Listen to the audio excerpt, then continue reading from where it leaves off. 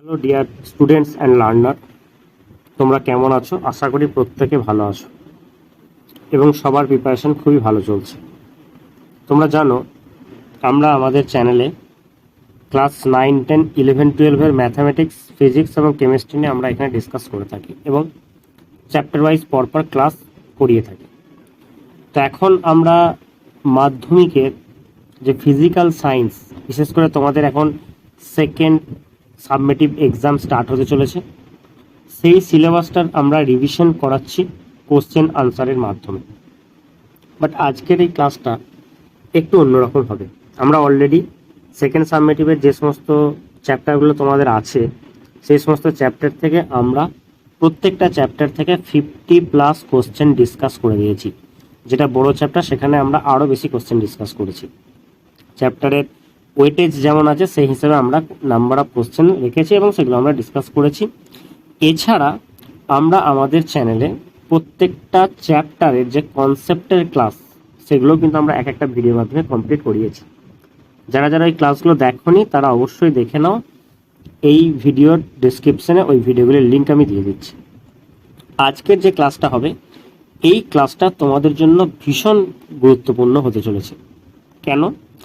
তার কারণ হচ্ছে তোমাদের ক্লাস 10-এর যে ফিজিক্যাল সায়েন্স বইটা আছে, সেখানে যতগুলো সূত্র আছে, অর্থাৎ ল আছে, যেগুলো চার্লস ল, বয়েলস ল, অ্যাভোগাড্রোস ল, প্রত্যেকটা চ্যাপ্টার থেকে সেই সমস্ত লগুলিকে নিয়ে একটা কম্পাইলেশন করে আমরা এই ভিডিওটা বানাচ্ছি, যেখানে একদম তোমাদের ফার্স্ট চ্যাপ্টারে কোনো ল নেই, একদম সেকেন্ড চ্যাপ্টার থেকে যে যে লগুলো আছে একদম লাইট পর্যন্ত সমস্ত চ্যাপ্টারে যে লগুলো আছে সেগুলোকে আমরা এখানে তুলে ধরেছি। কোন লটা তোমাদের জন্য এবছর মাধ্যমিকে ইম্পর্টেন্ট আছে সেগুলো আমরা এই ভিডিওতে বলবো, এবং প্রত্যেকটা ল কিন্তু তোমাদের এখানে পরপর ডিটেলস আমরা আলোচনা করব। তোমরা ভিডিওটাকে প্রথম থেকে শেষ পর্যন্ত দেখো। চেষ্টা করছি 30 মিনিটসের মধ্যে ভিডিওটাকে কমপ্লিট করার, যাতে করে তোমাদের স্ক্রিন টাইম বেশি না হয় এবং তোমরা যাতে খুব বোর না হয়ে যাও, বা তোমাদের যাতে তাড়াতাড়ি ক্লাসটা কমপ্লিট হয়ে যায়। তোমরা অ্যাকচুয়ালি এটাকে তোমরা রিভিশন ক্লাস হিসেবে নিতে পারো, এখানে শুধুমাত্র লগুলো আছে তো সেগুলো। এবং আমি তোমাদের প্রত্যেককে বলবো, তোমরা প্রথমে ভিডিওটাকে পজ করবে। পজ করার পর তোমরা স্ক্রিনশট নাও।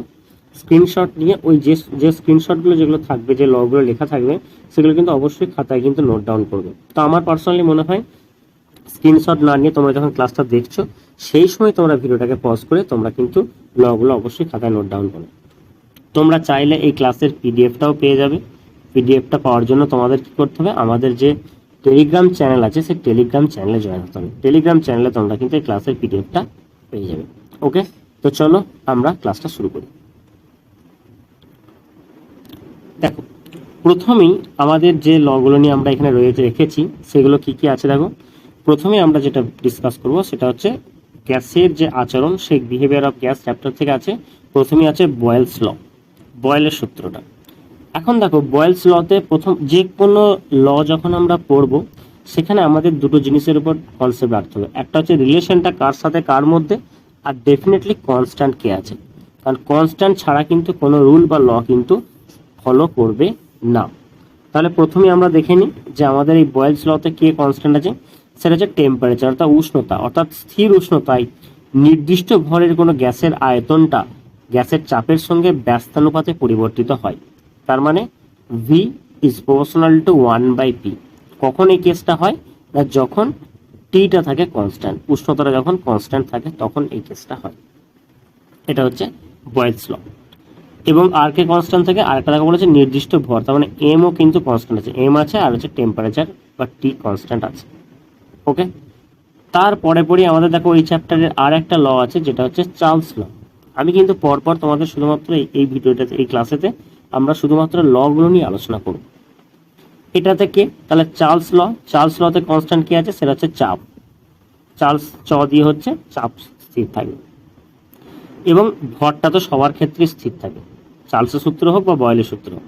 তাহলে স্থির চাপে নির্দিষ্ট ভরের কোনো গ্যাসের আয়তন প্রতি 1 ডিগ্রি উষ্ণতা বৃদ্ধি বা হ্রাসের জন্য 0 ডিগ্রি সেন্টিগ্রেড উষ্ণতা গ্যাসের যে আয়তন থাকে তার 1/273 অংশ যথাক্রমে বৃদ্ধি বা হ্রাস পায়। অর্থাৎ ভিটি সমান আমরা বলতে পারি V0 × 1 ± T/273।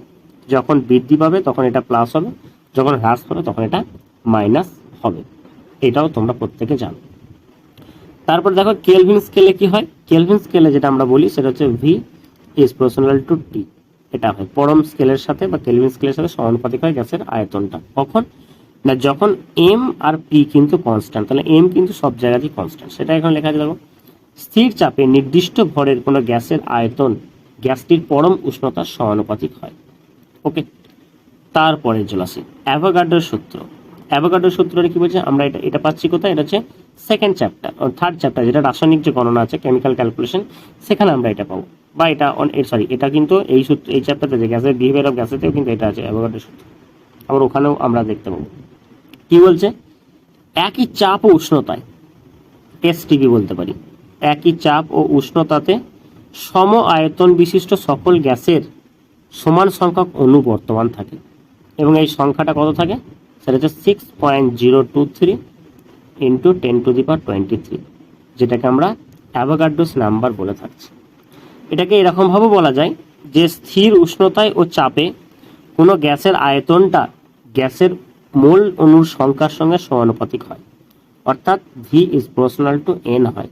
কখন এটা হয় না, যখন উষ্ণতা এবং চাপ দুটি হচ্ছে স্থির। ওকে, তারপর আমরা চলে আসছি, দেখো এই সূত্রটা তোমাদের মাধ্যমিকের জন্য কিন্তু ভীষণ ইম্পর্টেন্ট। এটা কিন্তু সবাই ইগনোর করে, বাট এই সূত্রটা কিন্তু তোমাদের 2025 মাধ্যমিকের জন্য এই সূত্রটা ভেরি ভেরি ইম্পর্টেন্ট। গেলুসাকের গ্যাস আয়তন সূত্র। কি বলছে গেলুসাকের গ্যাস আয়তন সূত্রতে, প্রথমে কন্ডিশন কি আছে, সমচাপ ও উষ্ণতায় গ্যাসীয় বিক্রিয়ায় অংশগ্রহণকারী বিক্রিয়ক গ্যাসগুলি তাদের আয়তনের সরল অনুপাতে বিক্রিয়া করে, এবং বিক্রিয়াত পদার্থ গ্যাসীয় হলে ওই একই চাপ ও উষ্ণতায় বিক্রিয়াত পদার্থের আয়তন বিক্রিয়ক গ্যাসগুলির আয়তনের সঙ্গে সরল অনুপাতে থাকবে। তাহলে মনে করো এ আর বি, এরা বিক্রিয়া করে কি তৈরি করছে, সি আর ডি করছে। কন্ডিশন কি হবে, সমান চাপ এবং উষ্ণতা থাকবে। যারা বিক্রিয়া অংশগ্রহণ করছে তারা কি হবে, তারা কি পদার্থ হবে, তারা হচ্ছে গ্যাসীয় পদার্থ। তাহলে কি হবে, এরা কিভাবে যুক্ত হয়, এদের আয়তনের সরল অনুপাতে বিক্রিয়া করে। প্রথমত হচ্ছে যে বিক্রিয়ক পদার্থগুলো উৎপন্ন হলো সেগুলো কি হতে হবে, সেগুলো যদি গ্যাসীয় হয় তাহলে ওই চাপ ও উষ্ণতায় এই যে বিক্রিয়াজাত পদার্থ এটা আর বিক্রিয়ক পদার্থ হচ্ছে এটা, এদের আয়তনের কি হবে, সঙ্গে সরল অনুপাতে হবে। ওকে, এটা হচ্ছে গ্যালুসাকের গ্যাস আয়তন সূত্র। এই সূত্রটা তোমাদের জন্য কিন্তু ভেরি ভেরি ইম্পর্টেন্ট। আমরা অনেক সময় কি হয়, আমরা চার্লসের সূত্র, বয়েলের সূত্র, চার্লস ও বয়েলের সমন্বয় সূত্র, এগুলো আমরা সবাই করি, PV is equal two nRT, এই রিলেশনটাও আমরা সবাই করি এগুলো। কিন্তু একটা জিনিস মনে রাখবে, এই গেলুসাকের গ্যাস আয়তন সূত্রটা কিন্তু আমরা খুব ইগনোর করে থাকি। তো 100 বার বলছি, এটা কিন্তু ইগনোর করবে না। যদি বুঝতে না পারো এই কনসেপ্টটা মুখস্থ করে নাও, কিন্তু এই কোশ্চেনটা তোমাদের 2025 মাধ্যমিকের জন্য ভেরি ভেরি ইম্পর্টেন্ট। ওকে, তারপরে চলে আসি, ক্লাসটা তোমরা প্রথম থেকে শেষ পর্যন্ত দেখো। যত যাবতীয় যা সূত্র তোমাদের আছে ক্লাস 10-এর বইয়েতে, আমি সমস্ত সূত্রগুলো এখানে কভার করার চেষ্টা করেছি। তারপরে দেখো রয়েছে ভর ও শক্তির সম্মিলিত সূত্র বা নিত্যতা সূত্র। এটা কোথায় আছে বলো তো, এটা আমাদের আছে, সেটা হচ্ছে রাসায়নিক গণনা বা কেমিক্যাল ক্যালকুলেশন চ্যাপ্টার আছে। এখানে কি বলছে, মনে করো এ আর বি এরা যুক্ত হয়ে তৈরি করছে সি এবং ডি, রাসায়নিক বিক্রিয়া উৎপন্ন হচ্ছে। তাহলে এইটা কি, এটা হচ্ছে বিক্রিয়ার আগে রাসায়নিক যে ভর আছে টোটাল ভর ও শক্তি, বিক্রিয়ার পরে, তাহলে এগুলোকে বলা হচ্ছে বিক্রিয়ক। তাহলে বিক্রিয়কের মোট ভর ও শক্তি সমানই হচ্ছে বিক্রিয়াজাতের মোট ভর ও শক্তি। সেটাই বলছে, দেখো বলছে কোনো রাসায়নিক বিক্রিয়ার আগে ও পরে পদার্থের ভর ও শক্তির মোট পরিমাণটা সর্বদা সমান থাকে। মহাবিশ্বের ভর ও শক্তির মোট পরিমাণ ধ্রুবক এবং অপরিবর্তনীয়। এটাই হচ্ছে ভর আর শক্তির নিত্যতা সূত্র। আইনস্টাইনের একটা সূত্র আছে ভর ও শক্তির নিত্যতা সূত্র, সেটা কি বলছে, এটা বলা হয় যে মহাবিশ্বে যত ভর আছে বা যত শক্তি আছে এর পরিমাণটা হচ্ছে কনস্ট্যান্ট। শুধুমাত্র কি হয়, ভর থেকে শক্তিতে এবং শক্তি থেকে ভরেতে তুল্য পরিমাণ রূপান্তরিত হয়। এর একটা ইকুয়েশন আছে, সেটা হচ্ছে E = mc², যেটা আমরা ছোটবেলায় অনেক শিখেছি, অনেক গল্পতে পড়েছি, এটা টাইম মেশিনের গল্প শুনেছি।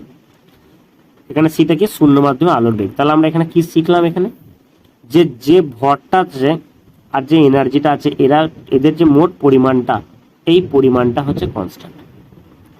শুধুমাত্র কি হয়, ভর থেকে এনার্জিতে আর এনার্জি থেকে ভরে কনভার্সন হয়, আর কিচ্ছু হয় না। ওকে, তারপরে আমরা চলে আসছি কারেন্ট ইলেকট্রিসিটি।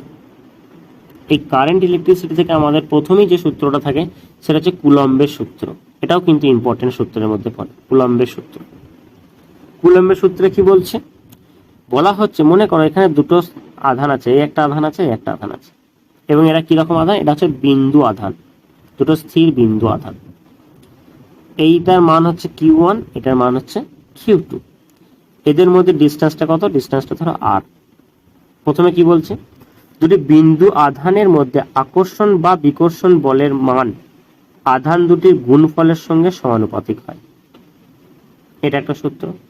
আর একটা কি বলছে, যে তাদের দূরত্বের বর্গের ব্যস্তানুপাতিক হয় যখন আধান দুটো ফিক্স থাকে, আর এখানে হচ্ছে দূরত্বটা ফিক্স থাকে। তাহলে আমরা একসাথে বলবো F ইজ ইকুয়াল টু, এটাকে আমরা K ড্যাশ বলছি, সেটা হচ্ছে Q1 Q2 by R square. এটা হচ্ছে তোমার কুলম্বের সূত্র, ভেরি ভেরি ইম্পর্টেন্ট। তারপরে আমরা চলে আসছি দেখো আর একটা, এটাও তো প্রত্যেক বছরই পড়ে এই কোশ্চেনটা, ওহমস ল। এবং এর থেকে রোধের সংজ্ঞা কিভাবে দেবে, ওহমের সূত্রে কি বলছে, ওই যে উষ্ণতা, উপাদান এবং অন্যান্য ভৌত অবস্থা, এইটা লিখতেই হবে এই পয়েন্টটা, যে উষ্ণতা, উপাদান এবং অন্যান্য ভৌত অবস্থা যদি অপরিবর্তিত থাকে তাহলে কোনো পরিবাহীর মধ্য দিয়ে তড়িৎ প্রবাহ মাত্রাটা তার দুই প্রান্তের বিভব প্রভেদের সমানুপাতিক, অর্থাৎ V is proportional to I। তাহলে V ইজ ইকুয়াল টু আমরা কি জানি, R ইন্টু I। এটা এখানে R সমান কি পাচ্ছি, R সমান আমরা পাচ্ছি V বাই I, এটাকে বলা হচ্ছে রেজিস্ট্যান্স বা রোধ।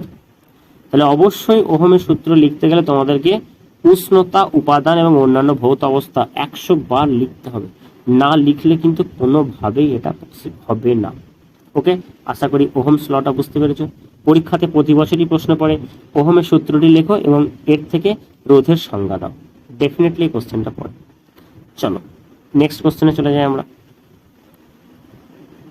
দেখো নেক্সট যে লটা আছে সেটা কি আছে, এটা মনে করো একটা ইম্পর্টেন্ট ল এর মধ্যে এটা পড়ছে, সেটা হচ্ছে তড়িৎ প্রবাহের তাপীয় ফল সংক্রান্ত জুলের সূত্র, জুলস ল। এটা কিন্তু পড়লে তোমাদের 3 নম্বরে কোশ্চেন পড়বে। তাহলে জুলস লটা কি বলছে, এর হচ্ছে 3টে ল আছে। একটা কি, একটা বলছে কোনো পরিবাহীর যদি রোধ এবং তড়িৎ প্রবাহের সময় যদি অপরিবর্তিত থাকে তাহলে উৎপন্ন যে তাপটা সেটা হচ্ছে প্রবাহ মাত্রার বর্গের সমানুপাতিক, অর্থাৎ H is proportional to I square. কখন না, যখন রেজিস্ট্যান্স এবং টাইমটা কনস্ট্যান্ট। এটা গেল। 2 নম্বর হচ্ছে রেজিস্ট্যান্সের সাথে কিরকম প্রপোর্শনাল হবে না, যদি কারেন্ট অর্থাৎ তড়িৎ প্রবাহ মাত্রা এবং প্রবাহের সময় T এরা যদি ফিক্স থাকে, যদি অপরিবর্তিত থাকে, তাহলে উৎপন্ন তাপটা রোধের সঙ্গে সমানুপাতিক, অর্থাৎ H is proportional two R। যত বেশি রেজিস্ট্যান্স হবে তত বেশি হিট তৈরি হবে। কি কন্ডিশন, কি I এবং T কে স্থির থাকতে। 3 নম্বর কি হবে, 3 নম্বর হচ্ছে সময়ের সূত্র, অর্থাৎ H is proportional two T। তার মানে যত বেশিক্ষণ সময় ধরে কারেন্টের ফ্লো হবে তত কি হবে, তাপ উৎপন্ন হবে। এবং কন্ডিশন একটা কি, রোধটা এবং প্রবাহ মাত্রাটাকে কিন্তু অপরিবর্তিত থাকবে বা কনস্ট্যান্ট থাকতে হবে। তাহলে আমরা এই 3টাকে একসাথে কি বলতে পারি, H is proportional to I square RT। এটাকে একটা কনস্ট্যান্ট ইউজ করি আমরা, যেটাকে জুল কনস্ট্যান্ট বলছি, H is equal to I square RT by J। এটাকে জুল কনস্ট্যান্ট বলা হয়। সিজিএস যদি আমরা এটা বলি তাহলে 0.24 I স্কোয়ার RT। এটা যেটা বেরোবে সেটা ক্যালোরিতে বেরোবে, আর এটাকে আমরা যদি জুলে করি তাহলে সেক্ষেত্রে আমরা এটাকে 1 বসিয়ে দেবো। ঠিক আছে, তার কারণ এর মান হচ্ছে 4.2 জুল পার ক্যালোরি।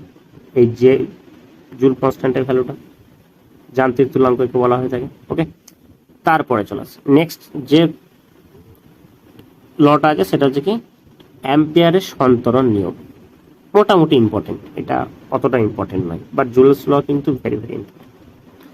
যদি কোনো ব্যক্তি তড়িৎবাহী তার বরাবর তড়িৎ প্রবাহের অভিমুখে হাত ছড়িয়ে এমনভাবে সাঁতার কাটে যাতে তার মুখটা সর্বদা চুম্বক শলাকার দিকে থাকে, এই অবস্থায় ব্যক্তির বাম হাতটা যেদিকে প্রসারিত থাকবে শলাকার উত্তর মেরু সেই দিকেই বিক্ষিপ্ত হবে।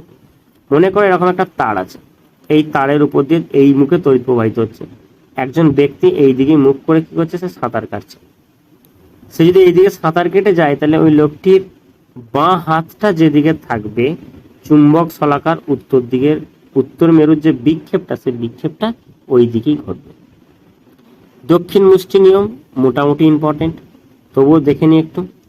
যদি কোনো তড়িৎবাহী তারকে ডান হাত দিয়ে এমনভাবে মুষ্টিবদ্ধ করা হয় যাতে বুড়ো আঙুলটা তড়িৎ প্রবাহের অভিমুখ নির্দেশ করে, তাহলে বাকি আঙুলগুলো চৌম্বক ক্ষেত্রের অভিমুখ বা চৌম্বক বলরেখার অভিমুখ নির্দেশ করবে। মনে করে এরকম একটা তার আছে, এই তারটাকে মুঠো করে ধরা হচ্ছে, তাহলে বুড়ো আঙুলটা এইদিকে ডিসাইড হচ্ছে, বাকি আঙুলগুলো দেখো এইরকম ভাবে একে ঘিরে ধরছে, তাহলে এই যে ডাইরেকশনটা না, এটা হচ্ছে কি হবে, চৌম্বক ক্ষেত্রের অভিমুখ বা চৌম্বক বলরেখার অভিমুখটা নির্দেশ করবে। এটা হচ্ছে দক্ষিণ মুষ্টি নিয়ম বা ডান হস্ত নিয়ম এটাকে বলা হয়ে থাকে। এই অ্যাম্পিয়ারের সন্তরণ নিয়ম এবং দক্ষিণহস্ত নিয়ম মোটামুটি ইম্পর্টেন্ট। ঠিক আছে, তারপরে আমরা চলে আসছি নেক্সট। দেখো নেক্সট আমরা যেটা পড়বো সেটা হচ্ছে ফ্লেমিং এর বাম হস্ত নিয়ম বা যেটাকে মোটর নিয়ম বলছি। ইম্পর্টেন্ট। মোটর নিয়ম কেন বলছি, তার কারণ হচ্ছে মোটরের যে কার্যনীতি সেটা হচ্ছে ফ্লেমিং এর এই বাম হস্ত নিয়মকে বেস করে কিন্তু চলে।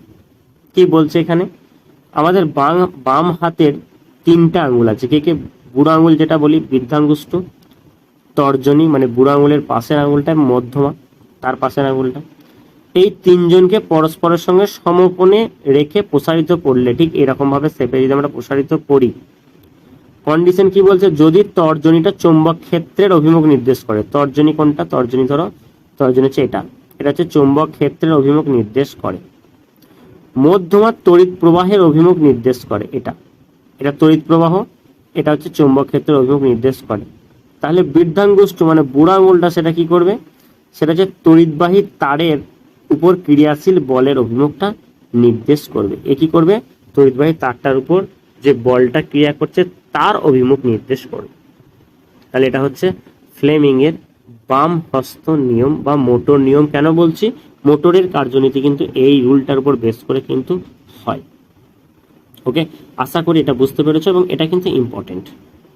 তারপরে হচ্ছে ফ্যারাডেজ ল, এটা ভেরি ভেরি ইম্পর্টেন্ট। ফ্যারাডের সূত্র কিন্তু পরীক্ষাতে পড়ে, অবশ্যই এটা পড়বে। ফ্যারাডের সূত্র, ফ্যারাডের দুটো সূত্র আছে, একটা হচ্ছে প্রথম সূত্র আর একটা হচ্ছে দ্বিতীয় সূত্র। প্রথম সূত্রে কি বলছে দেখো, মেনলি এটা হচ্ছে তড়িৎচুম্বকীয় আবেশ সংক্রান্ত সূত্র, ইলেকট্রোম্যাগনেটিক ইন্ডাকশন। প্রথম সূত্রে কি বলছে, কোনো বদ্ধ কুণ্ডলীর সঙ্গে জড়িত চৌম্বক প্রবাহের পরিবর্তন হলে কুণ্ডলীতে একটি তড়িৎচালক বল আবিষ্ট হয় এবং কুণ্ডলীতে তড়িৎ প্রবাহ চলে। ঠিক আছে, তার মানে কোন একটা বদ্ধ কুণ্ডলীর মধ্যে যদি চৌম্বক প্রবাহের যদি পরিবর্তন হয়, তাহলে ওই কুণ্ডলীর ভিতরে কি হবে, তড়িৎচালক বল সৃষ্টি হবে এবং ওই তড়িৎচালক বলের প্রভাবে কি প্রবাহিত হবে, তড়িৎ প্রবাহ অর্থাৎ কারেন্টের ফ্লো চলবে। চৌম্বক প্রবাহের পরিবর্তন যতক্ষণ স্থায়ী হয়, আবিষ্ট তড়িৎচালক বলটা ততক্ষণ থাকে। অর্থাৎ যতক্ষণ পর্যন্ত ম্যাগনেটিক ফিল্ডের ভেরিয়েশনটা থাকবে, এই যে ইনডিউসড ইএমএফ যেটা আছে, আবিষ্ট তড়িৎচালক বল, সেটাও ঠিক ততক্ষণই স্থায়ী থাকবে। এটা ঠিক ব্যাপারটা সেই তোমার ইলেকট্রোম্যাগনেটের মতো, যতক্ষণ পর্যন্ত কারেন্ট যাবে ততক্ষণ পর্যন্ত তার ম্যাগনেটিক পাওয়ারটা থাকবে। যখনই কারেন্ট বন্ধ হয়ে যাবে, ম্যাগনেটিক পাওয়ারটা তখন কমে যাবে। এটা এক নম্বর। দ্বিতীয় সূত্র কি বলছে, এই আবিষ্ট তড়িৎচালক বলের মানটা কুণ্ডলীর সঙ্গে জড়িত চৌম্বক প্রবাহের পরিবর্তনের হারের সঙ্গে সমানুপাতিক। ঠিক আছে, অর্থাৎ এই যে ইটা, এটা প্রপোর্শনালি হচ্ছে d∅/dt, অর্থাৎ এটা কার সাথে সমানুপাতিক, চৌম্বক প্রবাহের পরিবর্তনের যে হার, সেই হারের সঙ্গে কি এটা সমানুপাতিক হয়। এই দুটো রুল হচ্ছে ফ্যারাডের সূত্র, এটাও কিন্তু ইম্পর্টেন্ট সূত্র। তারপরে রয়েছে দেখো লেঞ্জের সূত্র। লেঞ্জের সূত্র থেকে একটা এমসিকিউ এর কোশ্চেন পড়ার সম্ভাবনা কিন্তু সবচেয়ে বেশি থাকে লেঞ্জের সূত্রে। তো লেঞ্জের সূত্রে কি বলছে একটু দেখে নি। লেঞ্জের সূত্রে বলা হচ্ছে, যেটা কিন্তু শক্তির সংরক্ষণ সূত্র মেনে চলে, এটা কিন্তু খেয়াল রেখো। তড়িৎচুম্বকীয় আবেশের ক্ষেত্রে আবিষ্ট তড়িৎ প্রবাহের অভিমুখটা এমন হবে যাতে যে কারণে আবিষ্ট প্রবাহের সৃষ্টি হয়, আবিষ্ট প্রবাহ সর্বদা সেই কারণকে বাধা দেয়। অর্থাৎ তড়িৎচুম্বকীয় আবেশ বা ইলেকট্রোম্যাগনেটিক ইন্ডাকশনের ফলে যে তোমার ইলেকট্রিক ফ্লোটা যেটা হয়, যে কারেন্টের যে ফ্লোটা হয়, তার যে ডাইরেকশনটা, সেই ডাইরেকশনটা কিরকম হবে না, এমন হবে এই যে ফ্লোটা যেটা হচ্ছে, যে কারেন্টটা যেটা সৃষ্টি হচ্ছে, সেটা কি করবে, এটা হচ্ছে আবিষ্ট যে প্রবাহ আছে, সেই প্রবাহটাকে তার যে রিজন, সেই রিজনটাকে কি করবে, সবসময় বাধা দেবে। তো এই লেঞ্জের সূত্র থেকে একটা কোশ্চেন এরকম পড়তে পারে, লেঞ্জের সূত্রে কোন সূত্রকে মেনে চলে, অর্থাৎ শক্তি সংরক্ষণ সূত্রকে মেনে চলে এটা বলে। আরেকটা থাকে এখান থেকে তোমার কার অভিমুখ জানা যায় সেটা সংক্রান্ত একটা এমসিকিউ অথবা ট্রু ফলস একটা কোশ্চেন কিন্তু এটা থাকে। তো লেঞ্জের সূত্র কিন্তু ওই জন্য আমাদের পড়তে হবে, ট্রু ফলসের কোশ্চেনের জন্য পড়তে হতে পারে, একটা 1 মার্কসের কোশ্চেনের জন্য পড়তে হতে পারে, অথবা একটা এমসিকিউ এর জন্য কোশ্চেনের জন্য এটা পড়তে হবে। কি কি কোশ্চেন সেগুলো হবে সেগুলো কিন্তু আমি তোমাদের এখানে আলোচনা করলাম। সেই জন্য আমি বলছি না যে এই ক্লাসটা আমি যেটা করাচ্ছি এটা তোমাদের যতগুলো যে ল আছে ক্লাস 10-এ ফিজিক্যাল সায়েন্সে, সমস্ত লগুলো কিন্তু এই ক্লাসে কমপ্লিট হচ্ছে এবং এইগুলো কিন্তু অলরেডি তোমরা পড়ে নিয়েছো, কারণ এইটা আমাদের সেকেন্ড সাবমিটিভের সিলেবাসটা আছে এবং এটা আমি নিজেই তোমাদেরকে ক্লাস করিয়েছি। এই চ্যাপ্টার থেকে আমরা 100+ কোশ্চেন প্র্যাকটিস করেছি, কমপ্লিট থিওরি ক্লাস করেছি 3টে পার্টে। তারপরেও কিন্তু এই জিনিসগুলো তোমাদের আশা করছি আর ডাউট থাকার কথা নয়। যারা যারা ওগুলো দেখোনি একবার অবশ্যই চ্যানেলের প্লেলিস্টে গিয়ে দেখো, ওই ক্লাসগুলো তোমাদের জন্য অনেক হেল্পফুল হবে। ওকে, এই যে আজকে যে ক্লাসটা আমি করাচ্ছি এই ক্লাসটা কিন্তু তোমাদের জন্য, বিশেষ করে যারা মাধ্যমিক পরীক্ষা দেবে তোমাদের জন্য এই ক্লাসটা ভীষণ ভীষণ ইম্পর্টেন্ট। চলো আমরা যেমন ফ্লেমিং এর বাম হস্ত নিয়ম পড়লাম, ঠিক সেরকম ফ্লেমিং এর ডান হস্ত নিয়মটা পড়বো। কি দেখো, বাম হস্তটাকে কি নিয়ম বলছি আমরা? মোটর নিয়ম বলছি। তাহলে মোটরের কার্যনীতি হচ্ছে ফ্লেমিং এর বাম হস্ত নিয়ম, আর ডান হস্ত কি ডায়নামো বা যেটা আমরা জেনারেটর বলছি। ঠিক আছে, বার্লো চক্র আছে এখানে। এখন দেখো ওখানে কি ছিল, ওখানে ছিল বাম হাতের মধ্যমা, বৃদ্ধাঙ্গুষ্ঠ আর তর্জনী। এখানে ওই 3টে আঙ্গুলি থাকবে কিন্তু সেটা ডান হাতের থাকবে। তর্জনী, মধ্যমা এবং বৃদ্ধাঙ্গুষ্ঠকে পরস্পরের সঙ্গে সমকোণে রেখে প্রসারিত করলে যদি, এবার দেখো কে কি করছে, তর্জনীর জন্য কি বলছে, চৌম্বক ক্ষেত্রের অভিমুখ, যেটা আগেও ছিল। বৃদ্ধাঙ্গুষ্ঠটা পরিবাহীর গতির অভিমুখ, ওখানে কিন্তু বৃদ্ধাঙ্গুষ্ঠটা বের করেছিল, ওই কন্ডিশন মধ্যমা ছিল। তাহলে মধ্যমা কি করবে, আবিষ্ট তড়িৎ প্রবাহের অভিমুখটা নির্দেশ করবে। তাহলে এখানে 3টা আঙ্গুল আছে, এখানে মধ্যমা কি মানে তর্জনী কি করছে, চৌম্বক ক্ষেত্রের অভিমুখ নির্দেশ করছে, বৃদ্ধাঙ্গুষ্ঠ কি করছে, পরিবাহী তারের গতির অভিমুখ নির্দেশ করছে। তাহলে যেটা মধ্যমা থাকবে সে কি করবে, তড়িৎ আবিষ্ট তড়িৎ প্রবাহ যেটা থাকবে তার যে অভিমুখ, সেই অভিমুখটা ডিসাইড করবে কে, সেটা হচ্ছে তোমার মধ্যমা। আর এইটা এই যে রুলটা, এই রুলটার উপর বেস করে ডায়নামো বা জেনারেটর কিন্তু চলে। তাহলে জেনারেটর বা ডায়নামোর কার্যনীতি হচ্ছে ফ্লেমিং এর ডান হস্ত নিয়ম মেনে চলে। ওকে, আমাদের দেখো ইলেকট্রিসিটি চ্যাপ্টার থেকে যে সমস্ত সূত্রগুলো ছিল সেগুলো আমরা পড়ে নিলাম। ওকে, এরপর আমরা চলে আসছি কি, সেটা হচ্ছে লাইট। তো লাইট থেকে যেটা প্রথম সূত্র যেটা আমরা পড়বো সেটা হচ্ছে প্রতিসরণের সূত্র। প্রতিসরণের সূত্রের ক্ষেত্রে কি হয় বলতো, সেটা হচ্ছে যে আপাতিত রশ্মি, এটা গেল আপাতিত রশ্মি, এটা হচ্ছে প্রতিসৃত রশ্মি। আপাতন বিন্দুতে অঙ্কিত অভিলম্ব, এরা 3টেই কি হয়, একই তলে থাকে, সেটা হচ্ছে একই সমতলে থাকে। আর আপাতন কোণের যে সাইন আর প্রতিসরণ কোণের যে সাইন, এর যে অনুপাতটা, এই অনুপাতটা সর্বদা ধ্রুবক হয়, অর্থাৎ সাইন আই বাই সাইন আর, এটা সমান হচ্ছে মিউ বলি আমরা। এই মিউটাকে বলা হচ্ছে রিফ্র্যাক্টিভ ইন্ডেক্স বা প্রতিসারাঙ্ক। এই মিউ সমান কি হয়, এটা সমান হয় C/V। ঠিক আছে, তাহলে এটা এই যে সূত্রটা বললাম সাইন আই বাই সাইন আর, এটা স্নেলের সূত্র নামে পরিচিত। এই সূত্রটা যেটা হচ্ছে প্রতিসরণের দ্বিতীয় সূত্র, যেটা সেটা দেখো এখানে দেওয়া রয়েছে, সেটা হচ্ছে স্নেলের সূত্র নামে এটা রয়েছে। ওকে, আশা করি এই প্রতিসরণের সূত্রটা কিন্তু তোমরা বুঝতে পারলে। ওকে চলো, এবং আমি চাইবো তোমরা প্রত্যেকটা কোশ্চেন কিন্তু খাতায় নোট করো, স্ক্রিনশট নিয়ে শুধু রেখো না, বা তোমরা আমাদের পিডিএফটাও পেয়ে যাবে টেলিগ্রামে, কিন্তু শুধু পিডিএফ এর ভরসায় কিন্তু থেকো না। অনেক সময় কি হয় জানো তো, পিডিএফ কিন্তু আমাদের সেই ফোনেতেই থেকে যায়। যখন আমাদের ফোনের স্টোরেজ ফুল হয়ে যায় আমাদের কিন্তু তখন কিন্তু যখন আমরা ক্লিয়ার মেমোরি করি তখন হয়তো এই সমস্ত পিডিএফগুলি কিন্তু আমাদের ডিলিট হয়ে যায়। তো সেই জন্য আমরা কিন্তু পিডিএফ চক্করে বা শুধু স্ক্রিনশট নিয়ে কিন্তু আমরা রাখবো না। আমরা এই ক্লাসটা করার সময় আমরা অবশ্যই কিন্তু খাতাতে নোট ডাউন করব, আমাদের যেন প্রত্যেকটা সূত্র যেন আমাদের খাতায় থাকে। তাহলে কি হবে, আমরা যখন রিভিশন করব তখন কিন্তু এগুলো নিমেষের মধ্যে হয়ে যাবে। আলোর বিক্ষেপণ সংক্রান্ত র্যালের সূত্র, এটা মাধ্যমিকের জন্য অতটা ইম্পর্টেন্ট নয়। কি আছে দেখো, বলেছে আলোর বিক্ষেপণের ফলে বিক্ষিপ্ত আলোর তীব্রতা আলোর তরঙ্গ দৈর্ঘ্যের চতুর্থ ঘাতের ব্যস্তানুপাতিক হয়, অর্থাৎ I ইজ প্রপোর্শনাল টু 1/λ⁴। এটা হচ্ছে র্যালের বিক্ষেপণ সূত্র। এটা অতটা ইম্পর্টেন্ট কিন্তু নয়, কারণ আমরা দেখলাম যার তরঙ্গ দৈর্ঘ্যটা যত বেশি হবে বিক্ষেপণের তীব্রতা কিন্তু তার তত কম হয়। সেজন্য দেখো আমরা দেখছি লাল আলোর কিন্তু বিক্ষেপণটা সবচেয়ে কম হয়, কারণ কি তার তরঙ্গ দৈর্ঘ্যটা সবচেয়ে বেশি। এরপর আমরা চলে আসছি অ্যাটমিক নিউক্লিয়াস। অ্যাটমিক নিউক্লিয়াস থেকে আমাদের টোটাল 3টে কনসেপ্ট আছে, আলফা বিঘটন, বিটা বিঘটন এবং হচ্ছে গামা রশ্মি বিঘটন। আলফা বিঘটন, আলফা মানে কি বলতো 2He4। তার মানে কোনো একটা মৌলের তেজস্ক্রিয় মৌলের পরমাণু নিউক্লিয়াস থেকে যদি একটা আলফা বেরিয়ে যায়, সে কি করবে, 4টে ভর এবং 2টো হচ্ছে প্রোটনকে নিয়ে বেরিয়ে যাবে।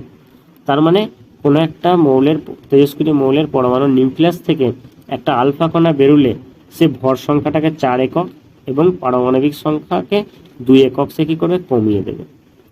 তারপরে চলে আসছে বিটা, -1E0, এটা হচ্ছে বিটার সংকেত।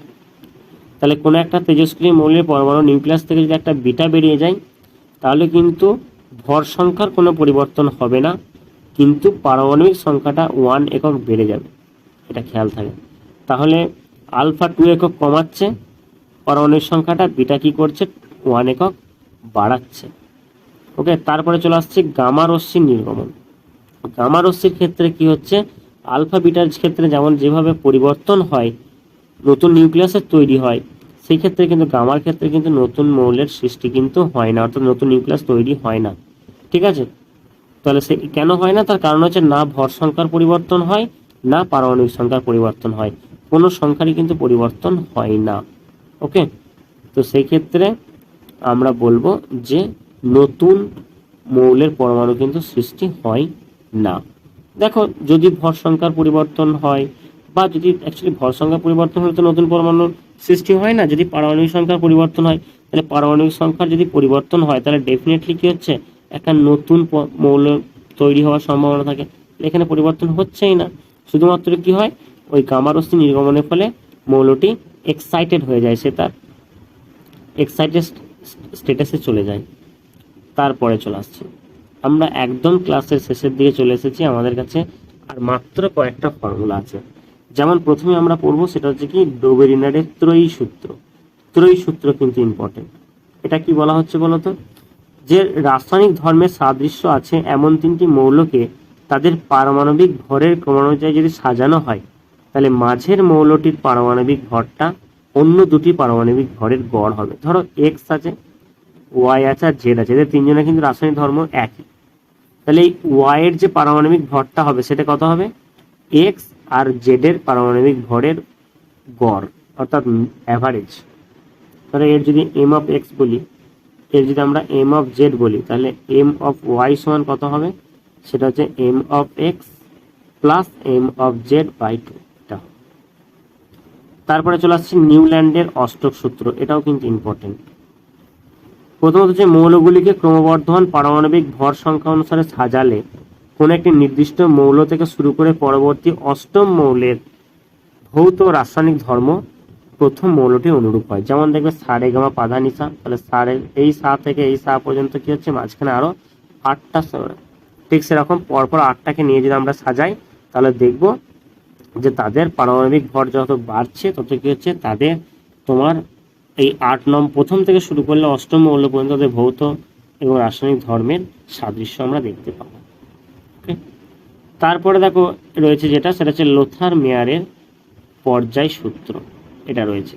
এটা কিন্তু অতটা ইম্পর্টেন্ট নয়, তবুও চলো আমি এখানে বলে দিচ্ছি। সেটা কি বলেছে, যে বিভিন্ন মৌলের ভৌত ধর্মসমূহ যেমন পারমাণবিক ভর, আয়তন, ঘনত্ব, গলনাঙ্ক, তাদের পারমাণবিক ভর বৃদ্ধির সঙ্গে পর্যায়ক্রমে পুনরাবৃত হয়। এইটাই পরবর্তীকালে মডিফাই হয়ে মেন্ডেলিভের পর্যায় সূত্র নামে এসেছে। সেটা কি, তার বিভিন্ন মৌলের ভৌত রাসায়নিক ধর্ম তাদের পারমাণবিক ভর বৃদ্ধির সঙ্গে সঙ্গে পর্যায়ক্রমে পুনরাবৃত হয়। যে কি করেছিল, একটা টেবিল বানিয়েছিল, যেখানে কি ছিল, 7 পিরিয়ড ছিল এবং 8 গ্রুপ ছিল, যেটা হচ্ছে মেন্ডেলিভের পিরিয়ডিক টেবিল নামে পরিচিত। ওকে, তারপরে চলে আসে, তারপরে দেখো রয়েছে কি, তারপর রয়েছে আধুনিক পর্যায় সূত্র। সেম জিনিস, ওখানে কি ছিল, পারমাণবিক ভর ছিল, এখানে আছে পারমাণবিক সংখ্যা। তাহলে এখানে আমরা সূত্রটা কি বলবো, কোনো বিভিন্ন মৌলের ভৌত রাসায়নিক ধর্মগুলি মৌলগুলির পারমাণবিক সংখ্যা বৃদ্ধির সঙ্গে সঙ্গে পর্যায়ক্রমে পুনরাবৃত হয়। এই যে পিরিয়ডিক টেবিলটা বানিয়েছিল, যেখানে কি ছিল, 7টা পিরিয়ডই ছিল, কিন্তু গ্রুপ নাম্বারটা ছিল 18টা। ঠিক আছে, এই মডার্ন পিরিয়ডিক টেবিল এটা মোজলে বানিয়েছিল। তারপরে হচ্ছে দেখো দ্বৈত সূত্র। দ্বৈত সূত্র মানে কি? মানে হচ্ছে দ্বৈত সূত্র এবং হচ্ছে অষ্টক সূত্র। দেখো এই দুটো জিনিস কি জিনিস? প্রত্যেকটা মৌলের পরমাণু চাই সে তার লাস্ট কক্ষপথে এমন একটা ইলেকট্রনের সেটআপ তৈরি করতে যেটা তোমার কি তাকে সব থেকে স্টেবিলিটি দেবে। সেটা কাদের থাকে? সেটা হচ্ছে নিষ্ক্রিয় মৌলদের থাকে। এখন নিষ্ক্রিয় মৌলদের মধ্যে প্রত্যেকেরই লাস্ট কক্ষপথে 8টা থাকে, শুধুমাত্র হিলিয়াম ছাড়া। ঠিক আছে, এর একমাত্র লাস্ট কক্ষপথে 2টো থাকে। তাহলে যারা দুটো এলিমেন্ট যদি ইলেকট্রন যদি করে, তাহলেও কিন্তু কি হচ্ছে, তাদের স্টেবিলিটি থাকবে, কারণ হিলিয়ামের মতো। আর বাকিরা কি করবে? বাকিরা 8টা চাইবে। এই হাইড্রোজেন, লিথিয়াম আর বেরিলিয়াম এরা রাসায়নিকভাবে সুস্থিতি লাভের জন্য এরা লাস্ট কক্ষপথে ইলেকট্রন গ্রহণ বা বর্জনের মাধ্যমে দুটো ইলেকট্রন করতে চায়। ইলেকট্রন জোড় গঠন করতে কার মতো? হিলিয়ামের মতো। এটা কি হচ্ছে দ্বৈত সূত্র। ঠিক আছে, বা ডবলেট বলা হয় এটাকে। আর এটা অক্টেটটা কি? অক্টেটটা হচ্ছে কিছুই নয়, যে রাসায়নিকভাবে সুস্থিতি লাভের জন্য এই 3টে পরমাণু ছাড়া, হাইড্রোজেন, লিথিয়াম, বেরিলিয়াম ছাড়া অন্যান্য যে সমস্ত মৌলের পরমাণু আছে তারা কি করছে? ইলেকট্রন গ্রহণ বা বর্জনের মাধ্যমে লাস্ট কক্ষপথে 8টা ইলেকট্রন চায়, নিষ্ক্রিয় পরমাণুর মতো।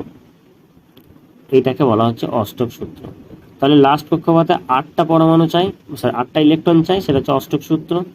আর লাস্ট কক্ষপথে 2টো ইলেকট্রন চাই, সেটা হচ্ছে দ্বৈত সূত্র বা ডবলেট। এটা কারা কারা আছে? হাইড্রোজেন, লিথিয়াম আর হচ্ছে বেরিলিয়াম।